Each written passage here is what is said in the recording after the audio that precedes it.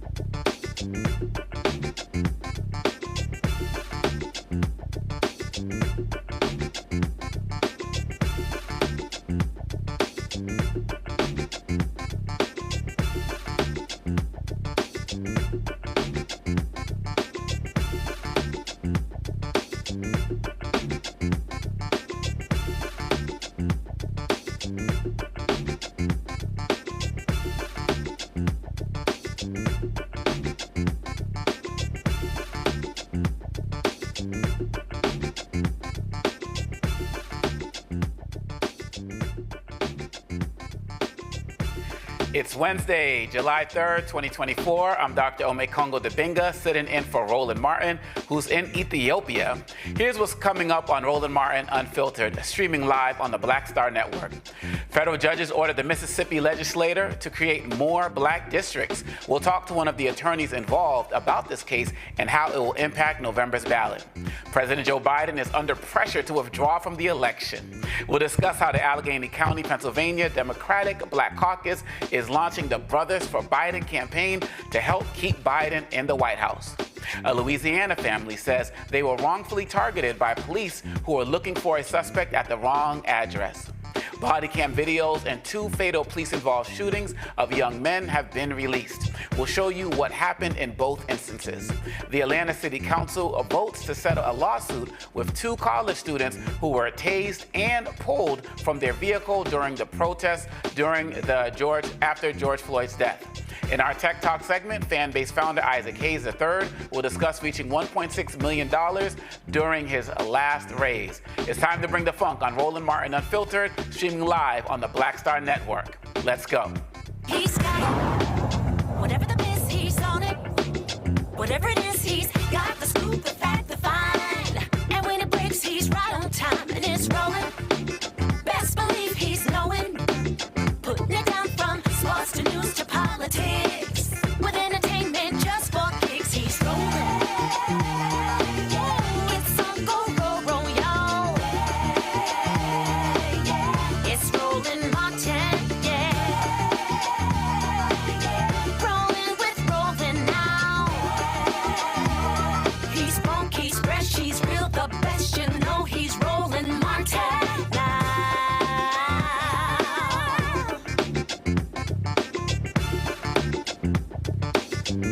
Martin.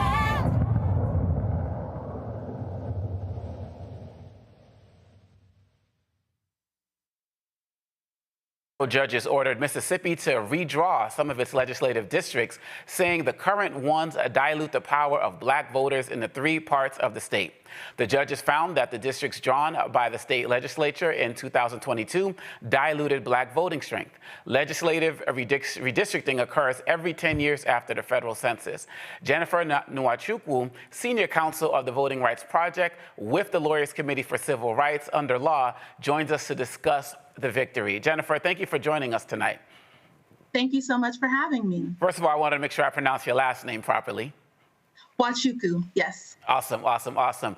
Can you talk about, just off the jump, the significance of this ruling, particularly when we're dealing with so many other issues relating to voting and access across the country? What does this mean where you are? This is a major victory for Black folks. It's a major victory for specifically for Black Mississippians. There has been a lot of, cases that have come down recently that I think, have folks concerned about what is to come in the future. And it's great that we have a bit of a silver lining here with this case and the decision that the court made in recognizing that the state legislative maps in Mississippi did dilute a number of Black Mississippians' votes. Now, as great a victory as this is, I get concerned, particularly we're in July now, getting closer to the election.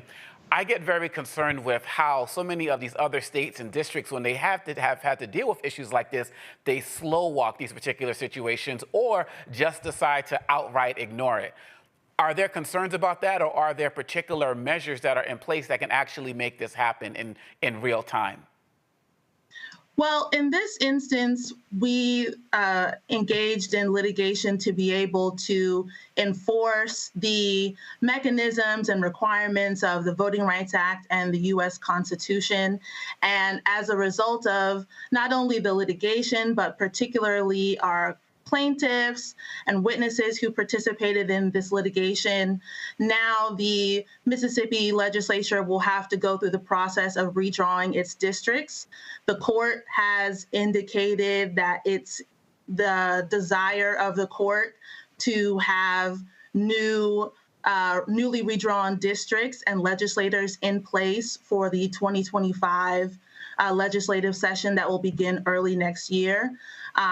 We still have to iron out what that timeline will be, but it is our hope that we will be able to get the ball rolling on the different legislative processes, have the public involved and engaged when those processes become available to the public, so that the legislature will, in fact, put in place fair maps for Black Mississippians.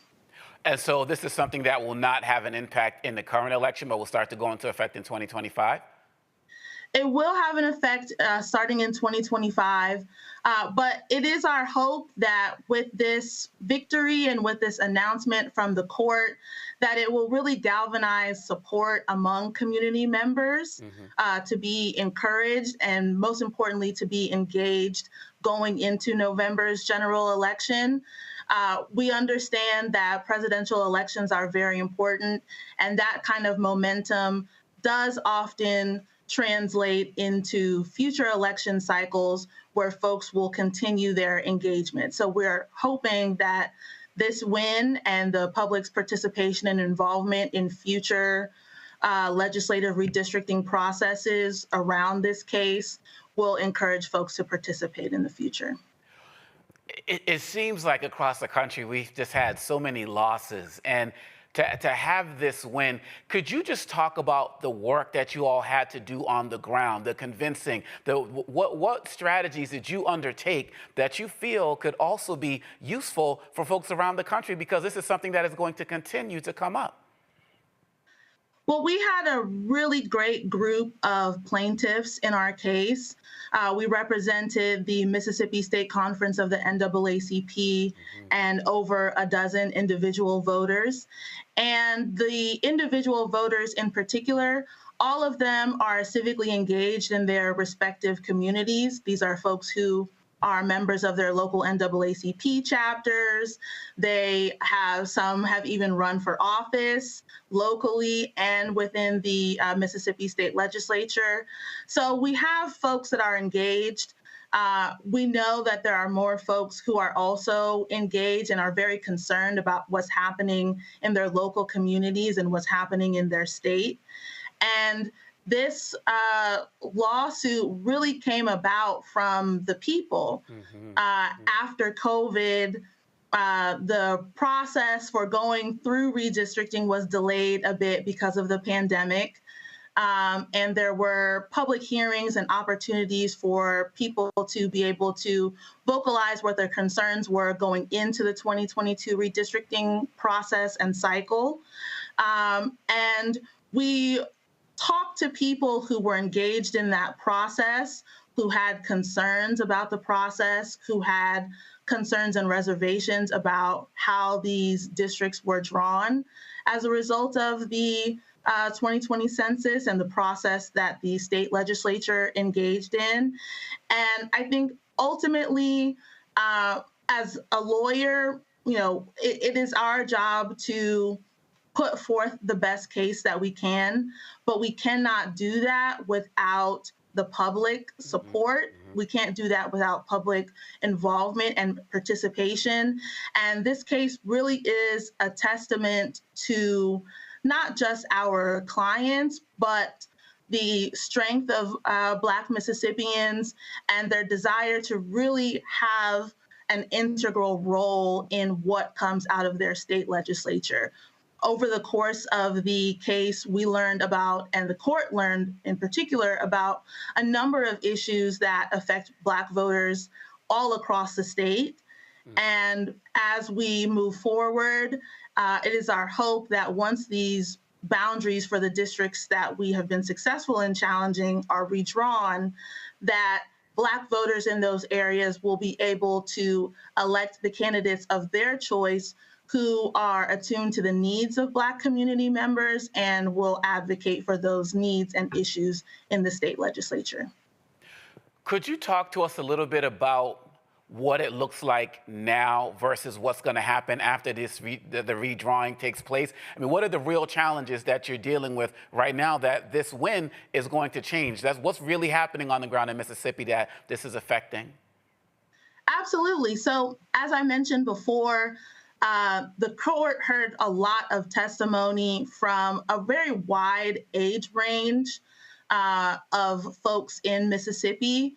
And our plaintiffs and witnesses were very consistent on issues such as education, access to hospitals, infrastructure projects for their communities in order to improve the economic base in those areas. So those are just a few of the issues that matter to Black voters. Medicare was something that came up very consistently throughout the testimony that was provided to the court. So we know that this is just a small handful of issues that matter to Black voters in Mississippi. And again, as this process kind of unfolds with the legislature, the goal and the hope is that the legislature will follow the heed and the direction of the court in drawing districts that will give Black voters that opportunity to be able to elect the candidates that they believe will best represent their interests. Absolutely. Well, I have an incredible panel of legal and political experts who also have some questions they want to share. So we're going to take a break and we're going to come right back. I'll introduce the panel and they will share their questions with you as well. We'll be right back on the Roland Martin Unfiltered on the Black Star Network. Coming soon to the Black Star Network. I still have my NFL contract in my house, having a case. It's 4 of them, for my 4-year contract. I got a $600,000 signing bonus. My base salary for that first year was $150,000. Matter of fact, $150,000. $150,000. That's what I made, $150,000. Now think about it. My signing bonus was a forgivable loan, supposedly. When I got traded to the Colts, they made me pay back my signing bonus to them. I had to give them their $600,000 back. Wow. Yeah, I was so pissed.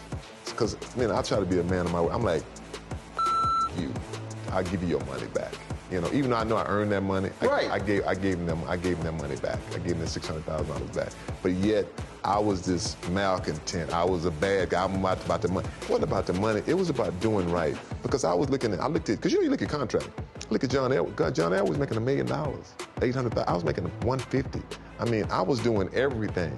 And I'm like, but yet I was, man, I got so many letters, you know, so I just play for free and all that kind of stuff. I mean, you don't forget that kind of stuff. Right. That stuff is hurtful.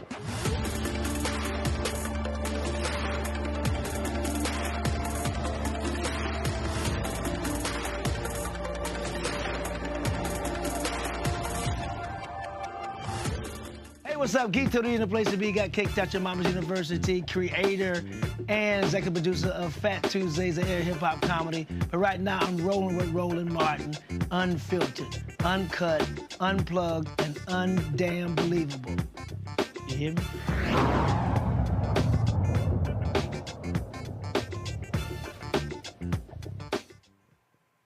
All right, I would like to introduce my panel now. I have Robert Patillo, host of People's Passion Politics, News and Talk, 1380 AM, WAOK in Atlanta, Georgia.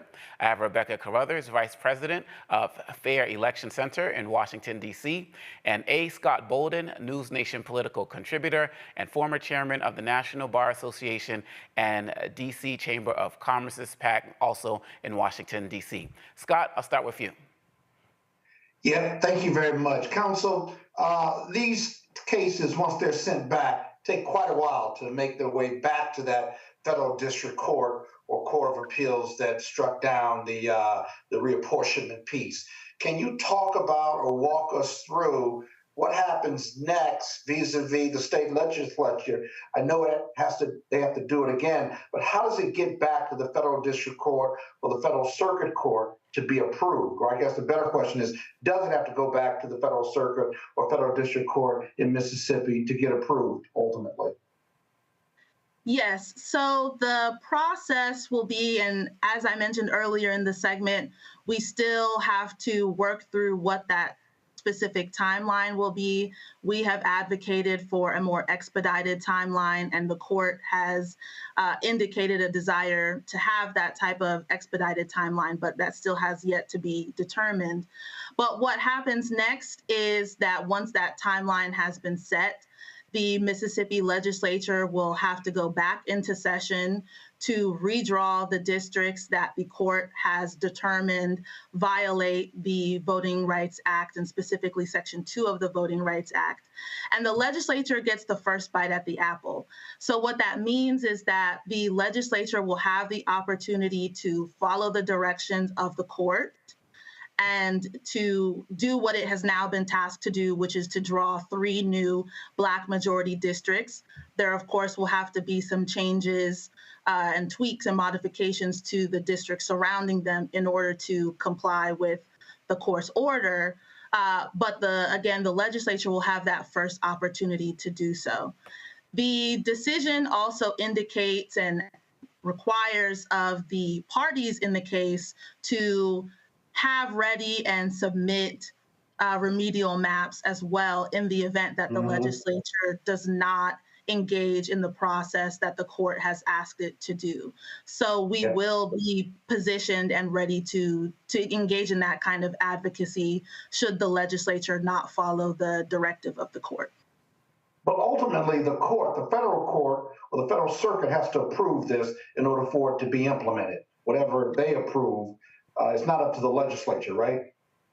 Yes, that is correct. Again, the court wants to make sure that this new map that gets put into place is one that is in compliance with the Voting Rights Act.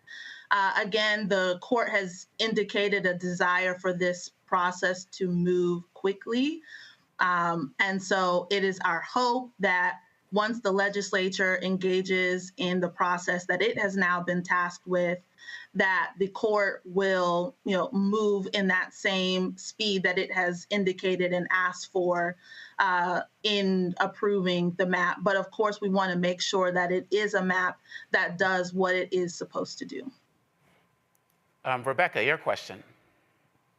Thank you so much for being here, Jennifer. A few months ago, I had a chance to talk to Charles Taylor over at Mississippi NAACP. We were talking on some of the larger shenanigans that the Mississippi Legislature has been up to this past session, especially in its anti-Blackness, such as the white zone in downtown Jackson, having a separate judiciary, having separate policing in that area. So I do not wait with bated breath thinking that the Mississippi Legislature is all of a sudden going to do right by Black folks in Mississippi. They've proven that they will not, won't, and will not, right?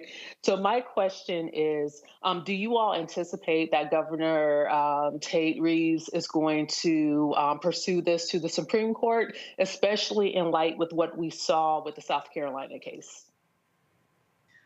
Well, we haven't gotten any indication one way or the other whether that will be the case. It would be our hope that given the decision of the court, this is a 119-page opinion that is very clear in our view in the decision-making of the court, the evidence and the facts that the plaintiffs put on in this case that support the court's decision. And so it would be our hope that there is not any appeal given the extensive amount of effort that the court engaged in to indicate why it made the decision that it made. So at this stage, it is very early because the opinion was issued yesterday by the court. But again, we don't have any indication one way or the other whether the governor will want to appeal this litigation. Robert? Thank you for all the work that you do, and particularly all the work that the Lawyers Committee does also. For years, while I was with the Rainbow Post Coalition, we were always hand in hand with the Lawyers Committee fighting many of these battles. We're living in a post-Shelby v. Holder world, but Project 2025 has made it clear that they want to put the final death knell, not just in the Voting Rights Act of 1965, but in the Civil Rights Act of 64, fair housing, public accommodation, etc. Can you kind of explain to people who might not understand what it will mean if they fully get rid of the Voting Rights Act of 1965, particularly when it comes to situations such as what's going on in Mississippi? Yes, and this is a very important question because, as you mentioned, many of the kind of foundational and fundamental pieces of the Voting Rights Act have been struck down by the courts. And without particularly in this instance now that Section 5 has been weakened, as you mentioned, by Shelby versus Holder, and no longer having any type of coverage formula in place for any type of preclearance to occur. If we were to lose Section 2 of the Voting Rights Act, which is, kind of one of the remaining pieces left of the Voting Rights Act, it will make it very difficult to be able to challenge discrimination that happens in the future. The Voting Rights Act and Section 2 in particular is designed and intended to address discrimination against particularly minority voters in the political process and how it affects the ability for those minority communities to be able to elect the candidates of their choice. So without having that kind of federal legislation in place, and in light of the Alexander versus South Carolina case that addresses racial gerrymandering claims under the U.S. Constitution, it really would really weaken the ability for any type of forward movement in the courts in terms of making sure that jurisdictions do not discriminate against Black voters or other voters of color in the processes of voting, and redistricting is one of those processes. And if that were to occur, it will require a lot of grassroots advocacy and effort in order to be able to elect candidates that will best meet the needs of Black voters in the future. Jennifer, one of the questions I'm wondering is that, again, as I talked about in the first segment, the need to celebrate these victories. If there are people who are watching tonight and have heard our questions and your incredible answers to these questions and really want to get started where they are, what are some of the beginning steps for people who are starting to anticipate what's already going on in their states or already dealing with what's been right in front of them by these activists, minded governments and mayors and other people who want to take away our ability to vote and have proper representation? Absolutely. So I think one of the most important things is for folks to really be able to get engaged. As I mentioned earlier, one of the highlights of this case is that the court really was able to learn about the issues that matter to Black voters. And civic engagement and participation is incredibly important. It's the way that we are able to advocate for the issues that matter to us as a community. And it also gives us an opportunity to hold our elected officials accountable. So we would certainly encourage folks to get engaged in their. We would encourage folks to engage in their local communities. There are state coalitions virtually in every state that are engaging in various kinds of advocacy, whether it's policy advocacy at the state capitol, it may be at the local level, but we really, really would encourage folks to participate. Of course, we would encourage folks to vote. It's very important to have a plan to vote. In Mississippi, there is a growing issue around voter registration. And as we are going forward into the November 2024 election cycle, we would strongly encourage voters folks all across the country to make sure that they are registered to vote. If they are registered to vote, make sure their registration is updated so that they are not or have already been removed from the voting rolls or would not be an inactive voter. We would certainly encourage you to have a plan when you go vote, engage in research, but also make sure that you have transportation and all of the logistical pieces in place in order for you to be able to cast your ballot and have it count.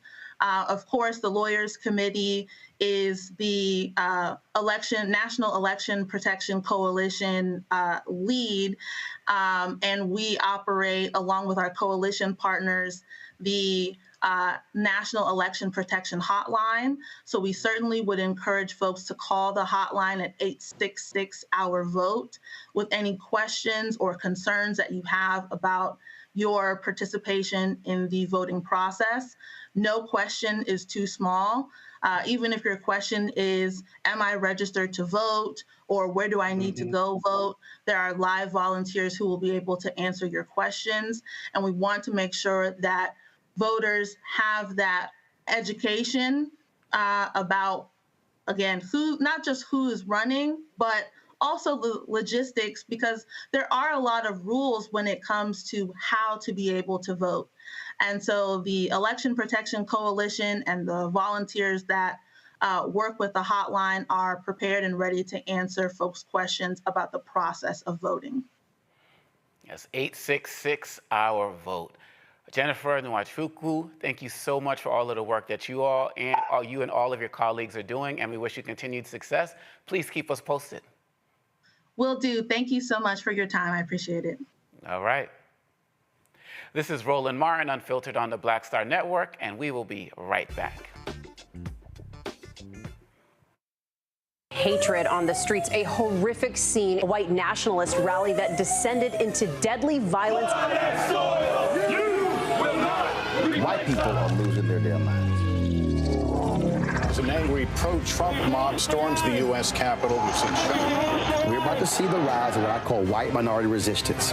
We have seen white folks in this country who simply cannot tolerate black folks voting. I think what we're seeing is the inevitable result of violent denial. This is part of American history. Every time that people of color have made progress, whether real or symbolic, there has been what Carol Anderson at Emory University calls white rage as a backlash. This is the rise of the Proud Boys and the Boogaloo Boys. America, there's going to be more of this. Here's all the Proud Boys, guys. This country is getting increasingly racist in its behaviors and its attitudes because of the fear of white people. The fear that they're taking our jobs, they're taking our resources, they're taking our women. This is white fear.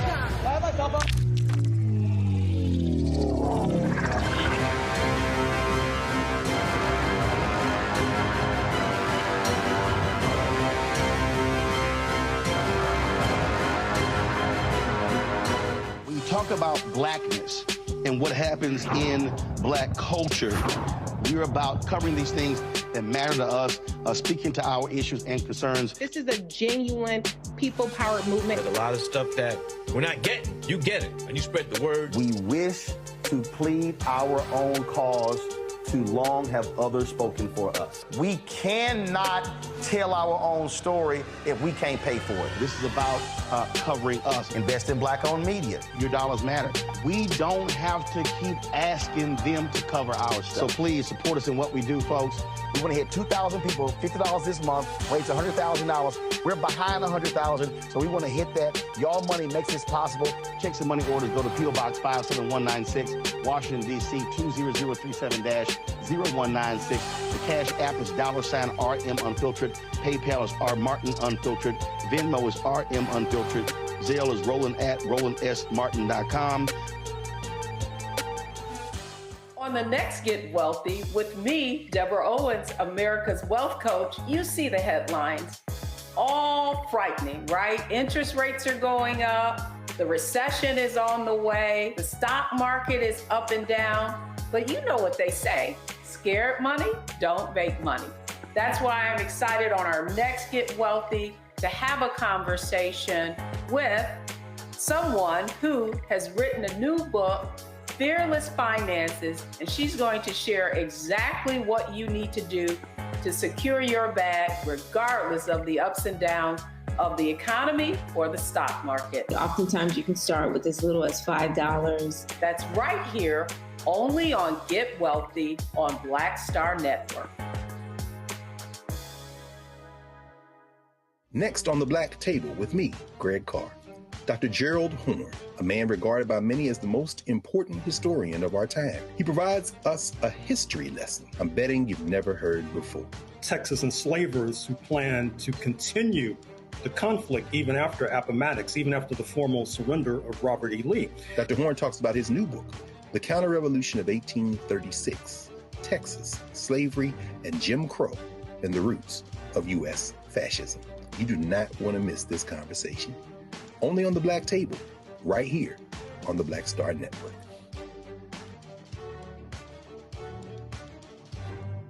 On a next, A Balanced Life, it takes a village to raise a child, and truer words have never been spoken. If you're raising a child, you know that it's a blessed challenge like no other. Even more so if your child has a disability. We'll talk to parents and our expert panelists about the best way forward for your child to help you maintain your own sanity. On a next, A Balanced Life with Dr. Jackie on Black Star Network. Coming soon to the Black Star Network. I still have my NFL contract in my house, having a case. It's 4 of them, for my 4-year contract. I got a $600,000 signing bonus. My base salary for that first year was $150,000. Matter of fact, $150,000. $150,000. That's what I made, $150,000. Now think about it. My signing bonus was a forgivable loan, supposedly. When I got traded to the Colts, they made me pay back my signing bonus to them. I had to give them their $600,000 back. Wow. Yeah, I was so pissed. Because, I try to be a man of my word. I'm like, you, I'll give you your money back. You know, even though I know I earned that money, Right. I gave them that money back. I gave them $600,000 back. But yet, I was this malcontent. I was a bad guy. I'm about the money. It wasn't about the money. It was about doing right. Because I looked at, because you look at contract. Look at John Elway. John Elway was making $1 million, $800,000. I was making $150. I mean, I was doing everything. And I'm like, but yet I got so many letters, so I just play for free and all that kind of stuff. I mean, you don't forget that kind of stuff. Right. That stuff is hurtful.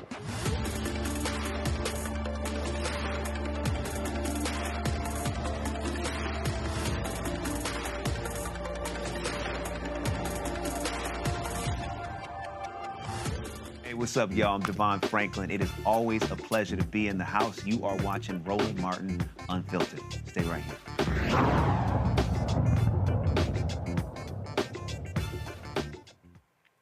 Since the presidential debate, panic about Joe Biden's ability to win has been in overdrive. While some have voiced their opinions about Biden withdrawing from the race, many are supporting the president and stepping up to ensure his continued presence in the White House.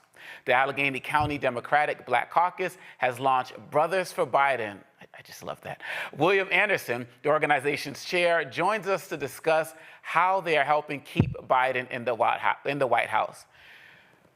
Bro, yeah, I woke up this morning and people are still talking about this debate and him stepping out as if it was Friday morning after last week's debate. Can you talk about what you all have seen up in Allegheny County that has led you all to decide to launch this organization and campaign process? Well, I just, first let me thank you for having me on. So I just think that it's time that, African-American men across this country paint their own narrative, right? And make decisions for ourselves on who is best for us and what direction we believe this country needs to go. And we launched, Brothas For Biden. We're starting in Allegheny County, but, this is a nationwide push to make them understand that we're not falling for the foolery, right? And when people question me and about the debate and other things, I say to them, go look in the mirror.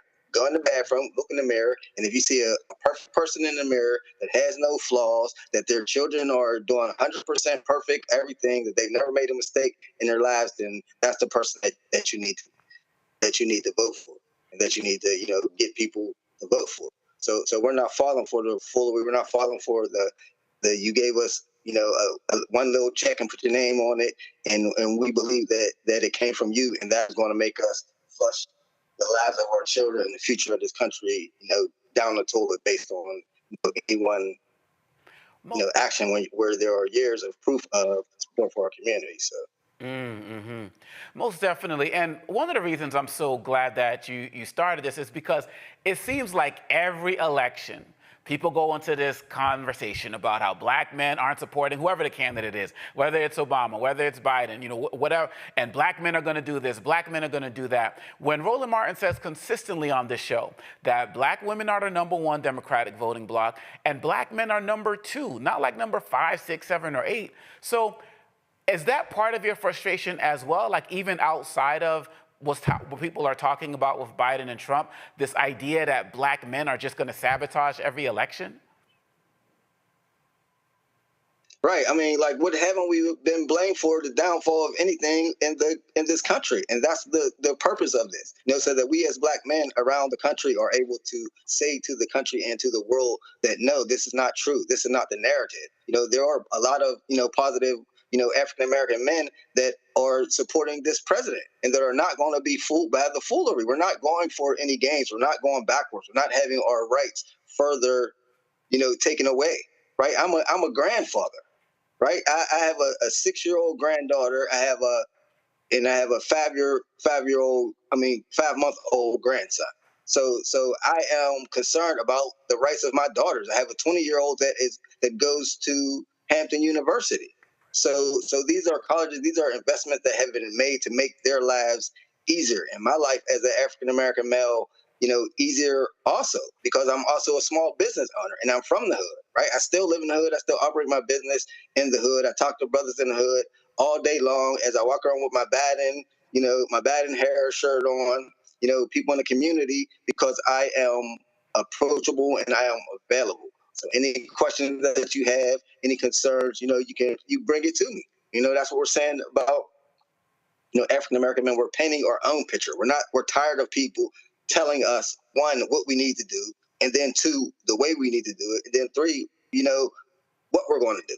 Mm-hmm. So if you know all of that, then where does our involvement come in? So that's why we're letting people know that across the board, as I'm the chief of staff for the Democratic National Committee Black Caucus.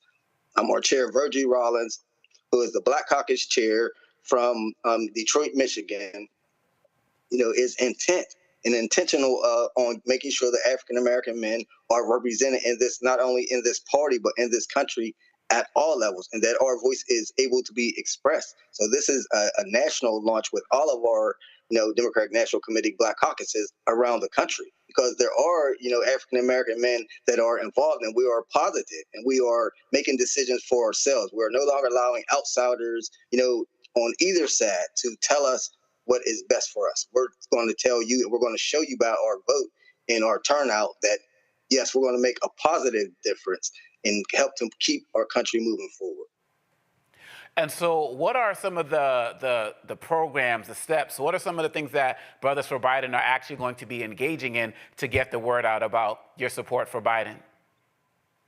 Well, it's going to actually be a continuation of, what we've already been building, and our chair, Virgie Rollins, has already been building at the DNC, right? So we've already started up to this. So this isn't something that is just coming out around election time. We've already been working with constituencies around the country, having, African American summits around the country in different regions, having regional summits, having a seat at the table, which is an event where we have African American females do panels and invite people from that area to come and hear and meet, people that they usually don't have connections or have access to. So we're opening up and letting people know we're a big tent party. So we're going to start these up, after our holidays and all that stuff, get through, because, people have a lot to do, during these times, but we're every day on the ground. Every time we talk to someone, we are intentional about getting more people involved. Every time we talk to, African American men, we have the same mindset. We just don't, have the best communication skills. So we are bridging these gaps, and we are bringing people to the community that are from the community, right? We're not bringing people that have never seen the community, never seen the hood, whether they're Black or an African American person, right? We are bringing people that are from the community that know what's going on, the jitney drivers, the barber shops, the hair salons, the grocery stores, the senior centers, our summer pools, the picnics, and getting people engaged and getting them to understand that for the most part, it's your local government and your local participation that affects your everyday life. And for the most part, the president is not your problem. If you have a problem in your community, for the most part, these are local elected official offices. So we're going to get people to get engaged, everybody from the garbage man all the way up to the White House, because this is a top up thing that we're dealing with, because the people that are struggling are not at the top.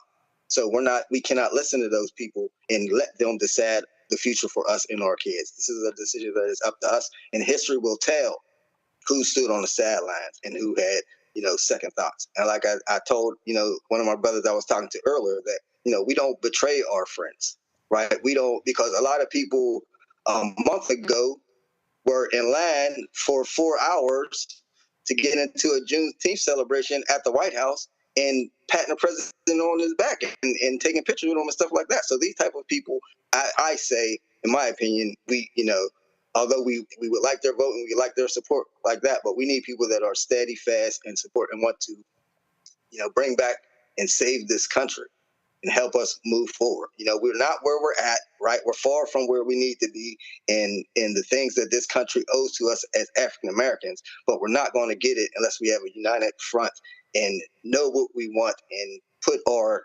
demands on the table, right? Early and often, as my grandmother always said. Most definitely. Well, Mr. Anderson, thank you so much. Wishing you continued success with that. This is William Anderson, Chair of Brothas For Biden. Wishing you continued success and look forward to hearing more about what you're going to be doing going into this election. You all have my number. And tell Roland it was nice to see him. And they can reach us at Allegheny County DBC.org.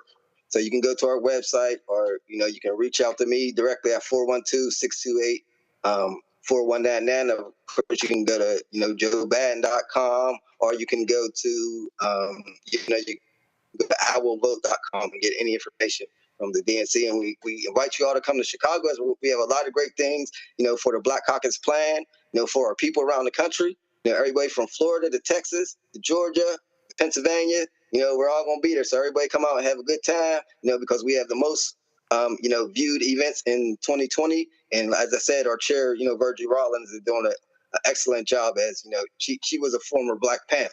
So, All right. I'll leave it there. We have fighters that's fighting for us. And I appreciate you all and thank you. And everybody, like I said, if somebody gives up on you, just question their own, friendship and loyalty to you from the beginning. Yes, sir. Because they're looking for a reason. Thank you so much. We'll be checking out the work. You take care. All right, thank you. All right. Roland Martin Unfiltered will be right back here on the Black Star Network. All right, thank you. You too. On the next Get Wealthy with me, Deborah Owens, America's Wealth Coach, you see the headlines. All frightening, right? Interest rates are going up. The recession is on the way. The stock market is up and down. But you know what they say, scared money don't make money. That's why I'm excited on our next Get Wealthy to have a conversation with someone who has written a new book, Fearless Finances, and she's going to share exactly what you need to do to secure your bag regardless of the ups and downs of the economy or the stock market. Oftentimes you can start with as little as $5. That's right here, only on Get Wealthy on Black Star Network. Next on the Black Table with me, Greg Carr. Dr. Gerald Horne, a man regarded by many as the most important historian of our time. He provides us a history lesson I'm betting you've never heard before. Texas enslavers who planned to continue the conflict even after Appomattox, even after the formal surrender of Robert E. Lee. Dr. Horne talks about his new book, The Counter-Revolution of 1836, Texas, Slavery, and Jim Crow, and the Roots of U.S. Fascism. You do not want to miss this conversation. Only on the Black Table, right here on the Black Star Network.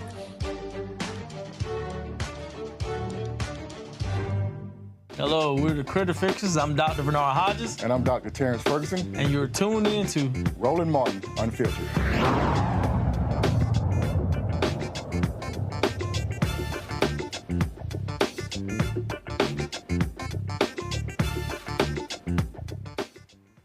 And we are back on Roland Martin Unfiltered on the Black Star Network. I want to hop over to the panel. Yo, a brother's struggling now, just dealing with so much of this nonsense. Rebecca, I want to start with you. As the political strategist, as somebody who's been doing this forever, my philosophy when I look at Democratic strategists is that, or strategists in general, is that people are supposed to keep things in-house. The whole thing about not airing your dirty laundry and the like. Republicans, I see, fall in line. Democrats got to fall in love. But they keep all of their issues behind closed doors. What am I missing in what I'm seeing right now with all of these Democrats putting all of the business out on Front Street, even still almost a week after the debate? Did you watch the live in studio coverage when we reacted? I did. That's why I came to you. That's why I'm coming to you. Y'all were lit. So here's the thing. The debate performance was bad.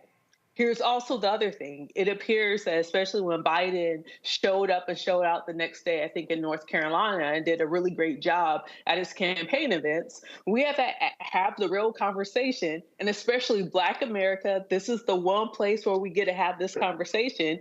You know, is Biden going to be in our best interest? We always, for our survival, have to have that conversation. Is Biden showing cognitive decline? Is he sunsetting, meaning that in the evenings, like sometimes when Mama and Papa would go to bed after the evening news, it was because their cognitive decline. They needed to go to bed. They needed to reset and then wake up refreshed the next day. And for some people, that is what we're seeing. Part of the conversation that we started in studio last Thursday night was, can Biden be replaced on the ticket? Now, I know Roland has a difference of opinion, especially from the rest of the folks that were in studio last week. Like, technically, can Biden be replaced? Yes. Is it likely that Biden's going to be replaced on the ticket? It's unlikely, but can it still happen? Absolutely. We just saw Jim Zogby release a memo to the DNC talking about, hey, if Biden is replaced, here's the mechanism for how to do it. And then he leaked it to the New York Times. So we know there is a real conversation that's happening. And we do know that the Joe Biden that we have in 2024 is different than the Joe Biden in 2020. Full stop. I don't think anyone could credibly argue differently. But we also have to talk about the number two is Kamala Harris. We hear people talking about, hey, we need to replace Joe Biden. But it's also rare to hear some of those same people saying, hey, Kamala Harris should replace Joe Biden. Instead, we're seeing those Reuters polls that's highlighting Whitmer, even having Michelle Obama, having a bunch of other people, and then Harris is also included as like one of 8 possibilities. So, is the Democratic Party having a serious conversation about this? Yes. Do I think Black America need to be having this conversation too, because it's going to directly impact us? Absolutely, and we have to find a space to have a real conversation about why isn't the Democratic Party pushing out an alternative to Project 2025? Why isn't the leader of the party actually speaking more to Black specific issues? Like our last guest is an official part of the Democratic Party apparatus talking about Brothas For Biden. Great, but one thing that I wanted to hear him say, hey, here are the 5 Black policy agendas that we're pushing Biden on if he wants our continued support. So I think all of these things must be on the table, especially for Black America. And Robert, you are just coming off of a campaign. How do you assess what's going on as it relates to these public displays of frustration as it relates to Biden? As somebody who was at the top of a campaign, how would you assess what's happening right now? How would you deal with it, number one, if you were Biden? And just 2, what's your overall assessment on all of this pressure that's coming towards him? Well, you know, it's appropriate that we're in the month named for Julius Caesar, July, because Biden should be walking around saying, to Brutus. This is very much a situation where this appears to be an inside hit job from the from the left wing of the Democratic Party to try to take Biden out before the convention. Very similar to what we saw with LBJ in '68 when they replaced him with Humphrey. The idea that he was polling, I think, around 31% at the time. They believed that because of Vietnam, he could not win re-election, and there was basically a coup inside of the party where they were able to force him out. That is what we're seeing taking place right now. R.E. Emanuel, Rahm Emanuel's brother, just gave a talk, an interview, where he said they are moving their money to congressional and Senate campaigns. You are seeing a consecrated effort to remove a sitting president of the United States by his own party, and you're seeing the complacency and the complicit nature of our press in pushing that forward also. And I do not believe President Biden will step down. I do not believe he will go down without a fight. As a matter of fact, I think we all probably got an email in our inbox from Biden saying he's not stepping down while we were on this show tonight. So this is going to be an ugly fight in Chicago again. Because for some reason, whenever Democrats have a convention in Chicago, some malarkey like this is going to take place, and this is going to be a convention fight, legally speaking. So wait a minute, Robert. You think that even if Biden says right now, I ain't dropping out, Wesley Snipes, if I'm going down, taking a whole lot of people with me, like, you feel like even if he says emphatically right now he's staying in, there's still going to be beef at the convention? Absolutely. These people are not, look, you do not launch a coup against a president of your own party unless you were ready to fight it all the way out. As Omar said in The Wire, if you're going to take a shot at the king, you best not miss. And they do not plan on missing. And we're going to see a convention fight potentially over the Biden nomination. There are at least 3 and potentially 12 states where it may not even be legally possible to remove Biden from the ballot. Not to mention the fact that if you look at Trump, for example, Trump was convicted of 34 felonies a month ago, and we did not see anybody in conservative media calling on him to step out. He was found civilly liable for raping a woman. He's a rapist. According to a judge, no one called for him to drop out of the race. He had a $500 million judgment against him earlier this year for fraud, and nobody called for him to come out of the race. Biden shows up to the debate sleepy, and they're ready to throw granddaddy into a home and take away his keys. So I think we see it's very clear that this is coming from inside of the party, and it's going to be interesting to see who wins this power struggle, because that's very much going to determine not just the future of this election, but the future of the Democratic Party and this republic. And Scott, I'm very interested in your take on this as well, but also I wanted to just add a little bit to this question to you. If you could also add a little bit as it relates to the legal ramifications of what we're looking at post the Supreme Court decision, because so many people are saying we have to, in the Democratic Party has to consolidate around Biden, because now we got a guy who can come in and just break all types of laws. So what's your overall take on this, but also adding that legal perspective to it based on what just happened on Monday with the Supreme Court? Well, maybe. I mean, I guess I agree with my colleagues, but Democratic Party and Biden and the White House have to own this negative narrative against them. I'm a big believer in the but-for test. But for that horrific debate appearance by Biden, we wouldn't even be having this discussion. Man, let's be realistic. He was down by a couple of points before the debate performance. This issue of his mental acuity and age, fair or not, this is politics, right? And 50 million people saw him look old, feeble, and just really unable to counterpunch a coherent liar on the other side. Not so much his age and mental acuity, it's how it manifests itself at 81. And the issue isn't whether he can govern or continue to govern for another 4 years. The issue is, can he win this race one more time? And I don't know whether he can win or not. In 3 or 4 days, the reliable polls are going to come out. If he's down by 6, then it doesn't really look good. We're 4 months out from the organization. I think from the general election. I think these are fair discussions to have, whether he's capable of moving forward successfully, because it's not just Biden and the White House. It's down ballot, it's state races. And you're talking about a critical presidential race election year because of the Supreme Court decision. The Supreme Court decision wouldn't be so bad if it wasn't that Donald Trump, who has pledged retribution, who has pledged to prosecute his enemies, who attacked our democracy when he lost in 2020, and he's got a real shot at returning to the White House. That Supreme Court decision wouldn't be so threatening to Democrats, except that. Because really, we know no matter, official acts are official acts, can't be criminally prosecuted for that. Personal acts can't be, you can certainly be prosecuted for that, whether you're in the White House or not. That bucket, that middle bucket, whereby you've got to do a fact-finding hearing, and you can put an overlay of a official act on asking a DOJ or DOD official to commit a crime, and you can't be prosecuted for that. That's going to be long litigated and long debated. That's scary when you put Donald Trump in that mix, who is a convicted felon, who has been found liable for sexual abuse and has been found liable for financial fraud. And so the future of this country, the future of democracy is really at stake. And so it's fair to have this discussion about Biden and whether he can continue because of he brought this on himself. But more importantly, let me tell you what he brought on himself. By moving so slowly, they never got ahead of this negative story. They have moved so slow that now it's drip, drip, drip. Now you've got Democrats saying he should withdraw. You have Democrats saying he can't win.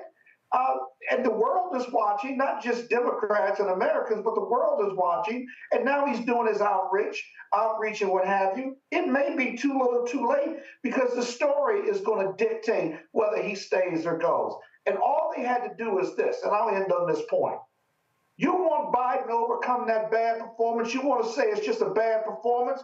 Okay, then get him out there. Let him do a press conference, one-on-one interviews. Let him go on Fox News, quite frankly, and let him freestyle, as the young people say. And then that would overcome that bad performance. If you don't do that, and they haven't done that yet, and we're 5-6 days later, then you're hiding. And if you're hiding, we got a big problem because now you're lying to the American people. So listen, Biden's got to take responsibility not only for his poor performance, but how he's handled it afterwards. These are our realities, and the risks are too great. So I not only think it's a fair discussion to have about whether he stays on the ticket or not, but really a fair discussion as to who else can take his place if he steps down or if he is healthy enough or unhealthy in regard to taking on this enormous task of defeating Donald Trump. Because he was losing before the debate. Now 50 million people saw his age and mental issues on front and center. Right. It's a huge problem that you can't ignore. No, I hear you. And I think that everybody should go back and watch the Roland Martin post-debate conversation because it definitely was lit. And a lot of things that were brought up there are still being talked about today and maybe talked about a week from now. Who knows? With me, or was I on point with Roland or no? He didn't go that far as I did. Got to go check it out. So look, Robert, I know you have to leave. I want to thank you for being with us tonight. And we are going to be back with a little bit more of this. Please, you're watching the Roland Martin Unfiltered on the Black Star Network. We'll be right back. When you talk about blackness and what happens in black culture, we're about covering these things that matter to us, speaking to our issues and concerns. This is a genuine people-powered movement. There's a lot of stuff that we're not getting. You get it, and you spread the word. We wish to plead our own cause. Too long have others spoken for us. We cannot tell our own story if we can't pay for it. This is about covering us. Invest in black-owned media. Your dollars matter. We don't have to keep asking them to cover our stuff. So please support us in what we do, folks. We want to hit 2,000 people, $50 this month, raise $100,000. We're behind 100,000, so we want to hit that. Y'all money makes this possible. Checks and money orders go to P.O. Box 57196, Washington, D.C. 20037-0196. The Cash App is $RM Unfiltered. PayPal is R Martin Unfiltered. Venmo is RM Unfiltered. Zelle is Roland at RolandSMartin.com. Hello, I'm Paula J. Parker. Truly proud on the Proud Family. I am Tommy Davidson. I play Oscar on Proud Family, Louder and Proud. Hi, I'm Jo Marie Payton, voice of Sugar Mama on Disney's Louder and Prouder, Disney Plus. And I'm with Roland Martin on Unfiltered.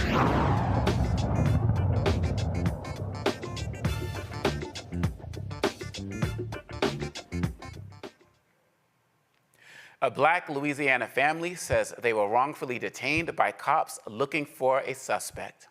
Lafayette police swarmed the Kristoff family home on June 29th, looking for someone who did not fit the description or live at the house. According to their attorney, Darrell Washington, the officers refused to answer questions and placed handcuffs on the father and his daughter. He also said his clients were threatened with a canine dog. They were eventually released after the officers discovered who they were looking for was not in the home. Washington says his clients plan to sue the Lafayette Police Department, and Darrell is joining us right now. Thank you so much for joining us tonight with this terrible story.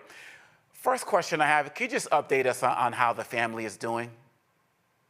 It's the family is traumatized. I'll be honest with you. I cannot minimize it at all because the family know how lucky they are to be alive, because we have seen so many situations where police officers have gone to the wrong home and someone end up dead. So, you know, the family has thought about that their entire time. But I will tell you, man, just for the father, it's just been extra difficult seeing his daughter in handcuffs, seeing his 10-year-old son have to witness all of that, and watching his wife be escorted out of the house with guns pointed at them. So you can imagine as a father knowing that you was in a helpless position, not being able to protect your family. That's something that's just really been bothering him really bad. Yes, as a father of three and your two daughters, myself, I and a son as well, I definitely, this just is gut-wrenching on so many levels. How have the police tried to explain this? They haven't, to be quite honest with you, and it's been very disappointing because we've said the entire time we are not very difficult to find. They have not actually issued a statement that I'm aware of, even trying to justify their actions. But here's what we know. The descriptions that they had of the individual that they were searching for did not match Jeremy. The clothing that the person was wearing did not match the clothing that Jeremy was wearing. So they knew this right off. But despite knowing this, as you know, Black people in America just aren't safe. They view us as criminals, unfortunately. And although they knew that Jeremy did not match the description of the person that they were looking for, they felt that they were justified in treating this family in this manner. And because this has been so bad, the Lafayette Police Department has not publicly responded to it. But you and I both know, had there not been video footage of this incident, the narrative of what actually happened would be totally different. Absolutely. Well, one of my concerns is that I feel like even with the police footage, we have seen in so many cases that people have still tried, and police departments have still tried to switch the narratives. Do you feel like this is conclusive enough in what we're seeing, that the evidence is solid enough to really be able to go forward and hold them accountable, particularly since they're not saying anything to you right now? The evidence is very solid. There's no doubt that these officers were made aware that they were not at the proper home. They seized my family, which would be a violation under the 14th Amendment. They had an obligation to talk to the family. They had an obligation to just answer questions. Had they just been courteous to the family, answered some questions, then we wouldn't be here right now today. They just simply refused to do this. The part that was just very difficult to watch was when they actually threatened to release this K9 dog into Jeremy's home and have this dog attack the family. So if they were willing to do that, wow, you know that had Jeremy or anyone in the family just made any type of wrong move, they were just waiting to shoot one of them.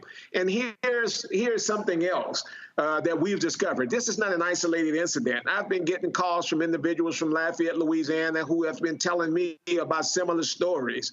They're telling me how they've been treated by police officers within that city. So the one thing that we are encouraging people to do, talk about this situation. If you have been victimized by somebody from the Lafayette Police Department, let us know, because what we want to do is we want to be able to argue that this is not an isolated incident. This is the custom and practice of the Lafayette Police Department. This is systemic. This is something that's been taking place for quite some time. Individuals have been harmed as a result of the wrongful actions of Lafayette Police Department. I just talked to a family where a young kid, I think 18 months, was killed by a Lafayette police officer when they fired into her home. So there's just been things that I'm learning about this force that is very problematic. And the one thing that we want to do is we want to bring about change. Rebecca, your question for Mr. Washington. Mr. Washington, I was listening to what you were saying about how this police department, or just when we see these instances in general, that they don't really see us. It makes me think that they still think that we're 3/5 human. Because, you know, even in the United States, there was an argument that we're not even full human. It wasn't just that for every 5 Black folks, they only counted 3. They literally said we're only 60% human. And that appears to be how they're still treating us now. And I'm also thinking about Lafayette, because I used to live in Louisiana. And I still remember how Lafayette had segregated proms, if I remember. So it's not just a police department issue, but it is a community issue in Lafayette. And so when Ome Congo was asking what excuse are they using, so I was just like, all right, so Are they going to say that they misread the warrant, so they can't read because they didn't match the address? But now it sounds like they're trying to say, oh, well, maybe they're colorblind or maybe they're blind because the description didn't match the people at the home. So my question for you is, especially with you highlighting that there are other issues going in Lafayette, what should Black families be doing now to protect themselves, understanding that we're going to have to go through a whole process of making this family whole, but then also investigating patterns of other behavior that's coming from this police department? What should Black families be doing right now? First of all, people need to unify whenever there are these type of incidents. There are other individuals who have been victimized by the Lafayette Police Department. It's very important that they come forward, because these police officers and departments are accustomed to mishandling people, mistreating people, and saying, oops, I made a mistake, and it's all over again. People don't do anything about it because they don't think nothing could be done about it. It's just the total opposite. We need people to report these incidents. We need people to come forward. Even if you haven't been victimized by the Lafayette Police Department, it is important that you come forward, because the support that you give into someone else is the support that you give into your own home. I know you guys had a very good discussion about the election. And, you know, I also always want to bring the election into the type of work we do as civil rights attorneys. I want people to know the seriousness of this. If we allow Donald Trump to get elected as president, civil rights are going to be in total jeopardy. I will tell you, some of these judges, federal judges who have been appointed by Donald Trump, when we go into their courts, when we're dealing with any type of officer-involved incident, it is extra tough, because a lot of these judges are pushing the agenda of Donald Trump. They understand and they realize that if they do the things that he wants them to do, the things that are exciting to him, then it makes it so much easier for them to move up in their career. So people don't understand, we only talking about one aspect of the election. But we have to know that we cannot allow this guy to make these judicial appointments, because this is going to have an everlasting impact on our communities. And we cannot allow police officers to know that they're going to be automatically receiving qualified immunity no matter how they treat people. We don't want this to happen. This is dangerous. Scott, your question. Yeah. Hey, Counsel. Good evening. Thank you for being here. I may have missed it, but what's the police department as to why they chose this particular family? That is, in the video, you can see they've got some shotguns and they're walking towards the house. They've got a police dog. So they're certainly looking for somebody who they believe to be very dangerous, right? So what is their narrative as to why they chose this family? And secondly, are you going to wait to file the civil lawsuit while this investigation goes on, or are you going to file it sooner than later? Scott, we look in great question, Scott. One of the things, and as you know, when we're dealing with these cases, in order to survive Monell, you know, we have to be able to have the facts to show that this is not really an isolated incident. So one of the things I want to be able to do is I want to be able to get as many other prior incidents as possible, so that I can show that there's a training issue within the Lafayette Police Department that makes it much easier for me to survive that 12B6 motion to dismiss. So although, people get pretty anxious about getting these lawsuits filed, I understand when we're dealing in federal court, especially in Louisiana, we have to make sure that we have enough of facts, enough of support in these complaints where they're not coming back and saying it's just conclusory. As to your very first question, they have not been able to give any justification as to why they made the decision to stop at this house and harass this particular family. Because one thing I can tell you, from the clothing, from the description of the individual that they was looking for, nobody at that home matched that description. But these officers, as you know, we deal with this all the time when you talk about pretextual stops. They use any type of incident, any type of opportunity that they can get to deal or harass Black people with the hopes that they're going to find something. And that's what we had right now. They knew they were at the wrong place. They knew that Jeremy and his family did not match the description. And look at what is so disgusting about this whole situation. They were looking or allegedly for a Black male. So what was the purpose of putting Jeremy's daughter in handcuffs? Clearly, she didn't match the description of the Black male that they were looking for. Yeah. And you know, that's a really bad fact for the police, in my opinion. Because let me tell you something. That was to emasculate her father. That's right. That was to emasculate her father, and the psychological damage to that young girl at her age, whatever age she was, being in handcuffs, watching her dad be in handcuffs at their home, right? Not only violated their, in my opinion, the Fourth Amendment and the 14th Amendment, but also the psychological damage of emasculating that Black man in his home in front of his family. Certainly requires damages, in my opinion. And I know you're going to put that together for the civil suit. I know you got that covered. And Mr. Washington, before you answer that question, I want to just read something that kind of speaks to the challenges within this police department. I'm going back to, and you know about this, February 3rd, 2021, deputy who died by suicide left haunting videos on racist policing division saying that he's had enough. Just really reading real quickly from part of it. Before Deputy Clyde Kerr III took his own life Monday outside the Lafayette Parish Sheriff's Office, he left haunting final words in a series of social media videos. Kerr, a father and military veteran, was 43 years old. And he talked about so many issues from police brutality against Black people that you just talked about, mental health needs, children's exposure to murder, violence, and other negative traumatic influences. So we're talking about this outside issue that the civilians are dealing with. And this brother who took his own life in 2021 documented on video the internal issues as it relates to being a Black man in that department.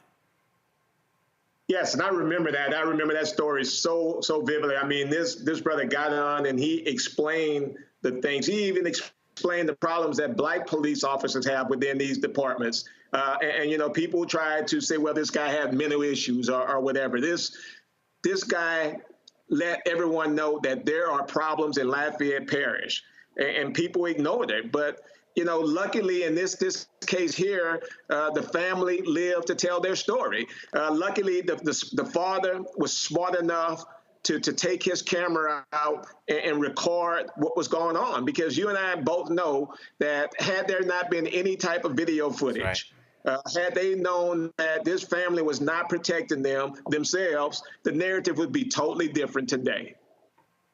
So you are absolutely right. And what do you want us to be doing going forward as it relates to this? This is clearly not a story that's making it on some of these other networks. What is it that you want us to do going forward as it relates to raising awareness about this? Not just us as the Black Star Network, but the viewers as well.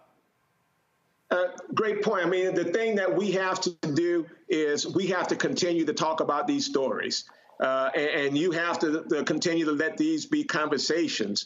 But I always, and I know Scott's going to relate to this as well, I always tell people in the African-American community, we have an obligation as well to make changes. I can't tell you the number of times that we've prepared 1, 2, 3 years for trial, and we getting into these courtrooms, and we're about to select a jury, and we look out in that jury pool, and there's people who look just like us. And when they go through voir dire, they allow these attorneys to get them to eliminate themselves from serving on juries. We need to be able to serve on these juries. We need diverse juries in order to make a change, because oftentimes we go in cities like Lafayette and these other areas where individuals are pro-police. So it's important when we are able to get past summary judgment and get these cases to trial that the community also take care of their obligation, and that one of their main obligations is serving on these juries. I really appreciate you ending on that, because one of the main challenges to fixing this system is our civic engagement as well. And so you're charged to that. You're charged to people within the community to speak up. Like you said, even if they're not dealing with a particular case, things that they're witnessing, we have to be able to continue to speak up as well as getting engaged as well. Mr. Washington, please, first of all, give our best to the family, and please keep us informed anytime you have some news information about this so we can make sure that the Black Star Network family knows about this as well. Thank you so much for coming on tonight. No, thank all you guys for this discussion, man. It's been very good. And, I always enjoy listening to you guys discuss the issue. So thank y'all very much. Thank you. You take care. All right, take care. You're watching Roland Martin Unfiltered on the Black Star Network, and we will be right back. Fanbase is pioneering a new era of social media for the creator economy. This next generation social media app with over 600,000 users is raising $17 million, and now is your chance to invest. For details on how to invest, visit startengine.com/fanbase or scan the QR code. Another way we're giving you the freedom to be you without limits. On the next Get Wealthy with me, Deborah Owens, America's Wealth Coach, you see the headlines. All frightening, right? Interest rates are going up. The recession is on the way. The stock market is up and down. But you know what they say, scared money don't make money. That's why I'm excited on our next Get Wealthy to have a conversation with someone who has written a new book, Fearless Finances, and she's going to share exactly what you need to do to secure your bag regardless of the ups and downs of the economy or the stock market. Oftentimes you can start with as little as $5. That's right here, only on Get Wealthy on Black Star Network. Hey, what's up? It's Sammy Roman. Hey, it's John Murray, the executive producer of the new Sherry Shepherd Talk Show. It's me, Sherry Shepherd, and you know what you're watching, Roland Martin Unfiltered.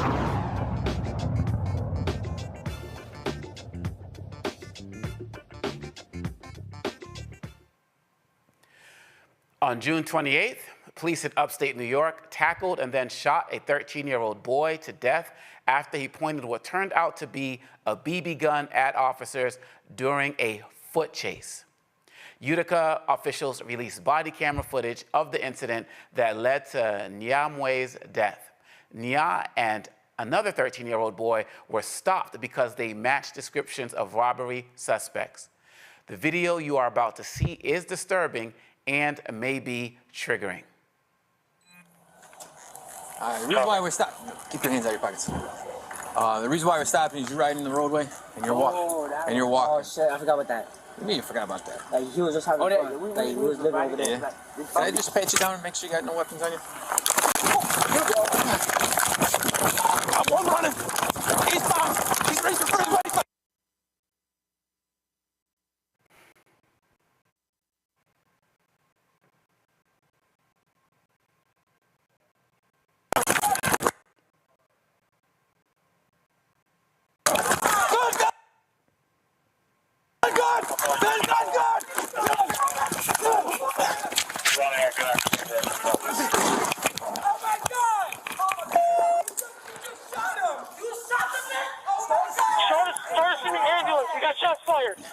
What the fuck did he shoot? Back up, back up, back up. He's got shots fired. Got shots fired.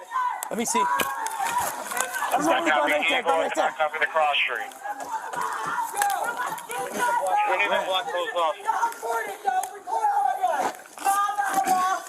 Hey, give me a light here. Give me a light here. And 900 block of shot needs to be closed off.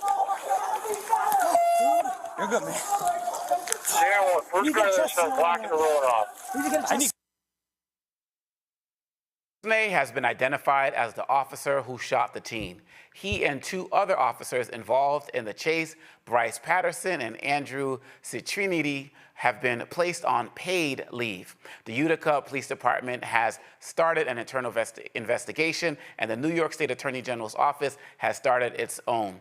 Nya and his family moved to Utica 8 years ago after escaping civil unrest in Myanmar and spending time in a refugee camp in Thailand. In Dayton, Ohio, the investigation into the death of 16-year-old Brian Moody continues. Bodycam footage from the June 29th incident shows what happened right up until the officers began shooting.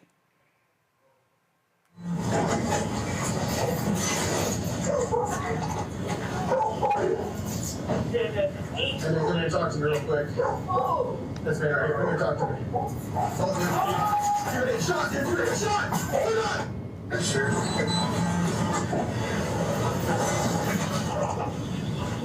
How we done?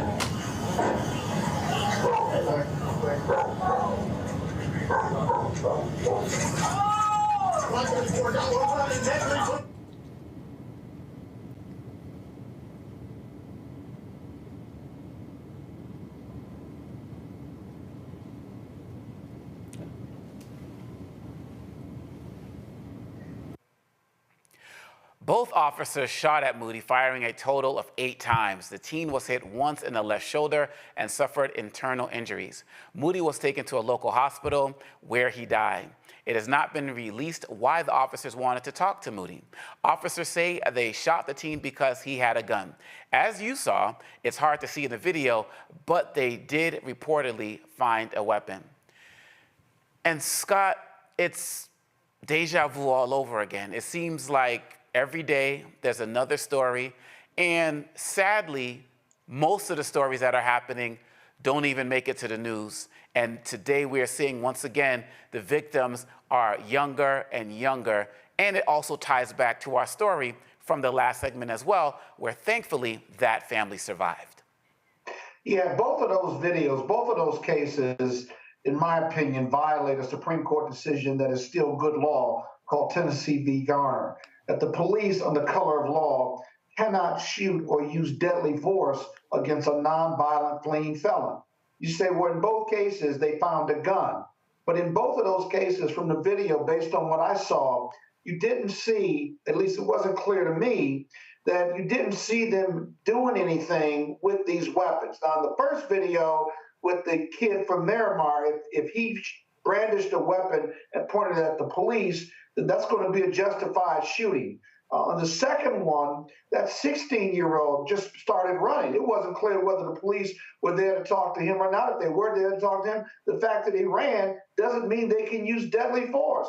And then they used deadly force, and who knows, then they found a gun. Even if they found a gun, it's still an unlawful shooting, because if he wasn't using the gun to commit a crime or to threaten the police, the life of the police, then why are you even chasing him? What do you want to talk to him about? And why are you using deadly force because he's running? It's nonsensical. It boggles the mind as to these officers and their training and why they think if they've got a runner, they can use deadly force. And by the way, why didn't they just use a taser to stop him? I mean, it just makes no sense. And this is why I say the police, it's beyond that the police think we're criminals.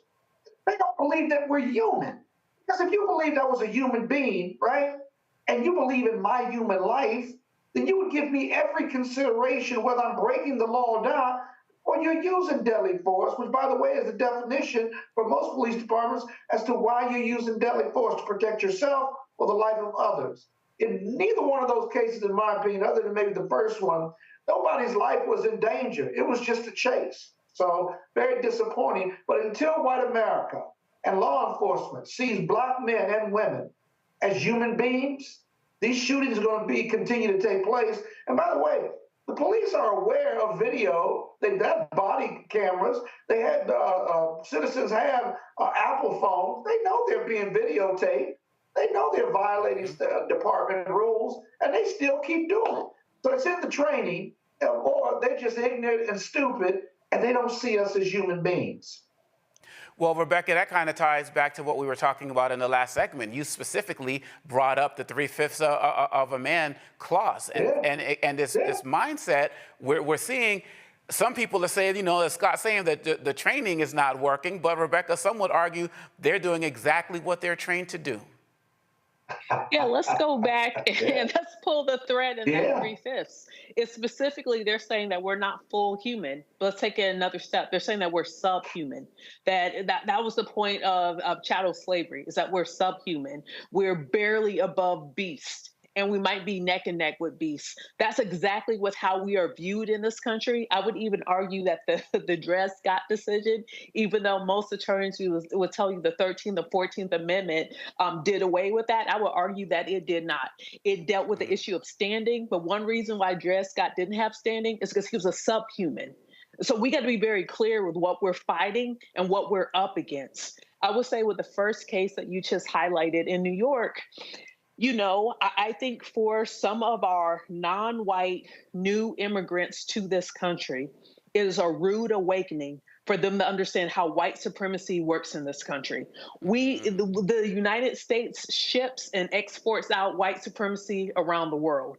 But when you're inside this country and you're dealing with white supremacy firsthand, it shows up differently. Never in their wildest imagination, fleeing from Myanmar, would that family have ever thought that they were going to have a member of their family gunned and extrajudiciously killed by law enforcement in this country. I bet when they even heard stories of post-Trayvon or even George Floyd, that they may not really understood what they were viewing, what they were seeing, or even how to interpret it. So to be clear to our viewing audience and to our friends who are new to this country, be clear, if you are not white by American standards in this country, you are a target. Listen to your Black friends, especially your Black friends whose families have been here hundreds of years. It is not safe for us.